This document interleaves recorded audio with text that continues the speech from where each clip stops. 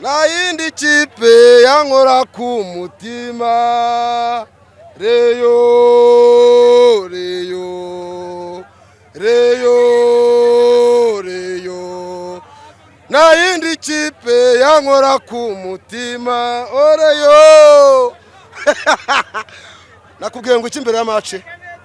useka neza aseka nyuma namwe ejo bazamuzanseke ariko reyo tubonye ahangaha iyi football tubonye Rayon Sport reka nkubwize ukuri hari ingingo yarakumbuye hano muri Rayon Sport urabona agapira atangiye gutera urabona kuntu bacimanga atangiye kubabanza mu kibuga nese se umutoza mukuru wa Rayon Sport ariko nese ninde wavuze ngo cimanga nabanze nabona ko hari ingingo azanya amahirwe muri Rayon Sport rero Rayon Sport igomba kubiri hejuru mu bicu siko bimeze nejo nayizaze ibivuge hano APR iri gukina Rayon Sport nagara ikipe narwana nayo igikombe nayirabizi Rayon Sport nagara yarararara wadukunda Rayon nanjye nkayikunda nubundi bakwanga yakunda Rayon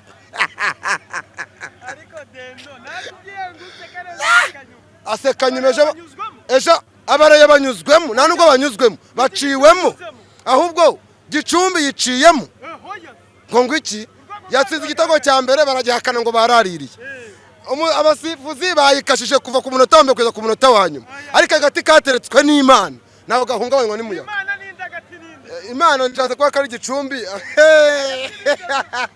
ntacyo mvuze ariko abasifuzi basifuna mukino ngenda bagaye ntago ari kuri ya football umunyarwanda bayishyuye amafaranga yo ngare football yishimye abasifuzi yaka kwitwicira ibintu rero bajya reka dukira umupira nyamupira bareke ibi bintu bari barimo Rayon Sport n'abatonye urwego rwayo gusa ngewe ndishimye kuri uno munsi ndanezerewe mbonye aho Rayon Sport inyurwamo inyuzwe ku manywa y'ihangu ngo kwitara ngo bafashe ngo Gicumbi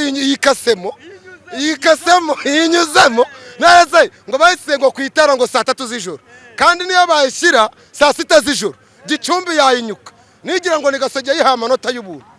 nejo nanjye bazaze babivuge ariko Rayon Sport kuva imikinire yayo mbonye iyi ni ibitego 10 nayitsinze ibitego 10 ku itariki 2 z'ukwa gatanu mina yitsinze ibitego 10 reka nkubwize ukuri bro nzahita nemera ko football yidura ibyo bintu mvuze icya mbere ni Togwi icya kabiri ni Watara icya kane ni Madusi icya Kiwanuka na Gilbert na Koro ndavuga ngo numwataka kuri iriya match n'umudefenseur azatsinda igitego ndatangaje Rayon Sport mbonye ahangaha Gicumbi ibintu yikoreye irayiniga ifuro riraza ariko none gutsira igitego n'oruje umva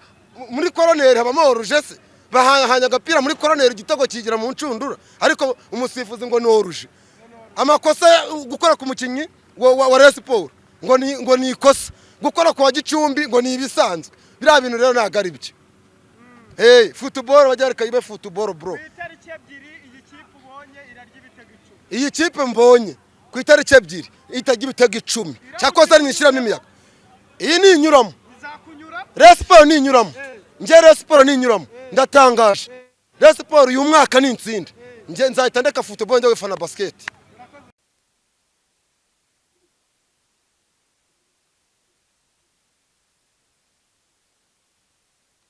agenda yigendera gake akaba agiye aciye hirya muri vestiaire ndabona agenda yisohokera gake yigendera agenda areba ku isaha utabyumva ukuntu ikipe ya Rayon Sport ibuze amanota 3 y'uyu munsi nguriya rero hari hirya muramubona neza cyane agenda areba ku isaha areba iminota asigaye iminota ingahe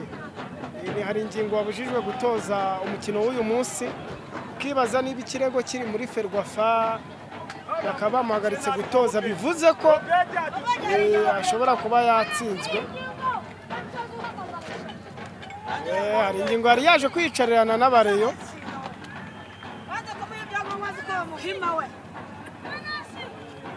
turagitwara kandi dusura bababyibagiwe arahangayitse hari ingingo wababaye cyane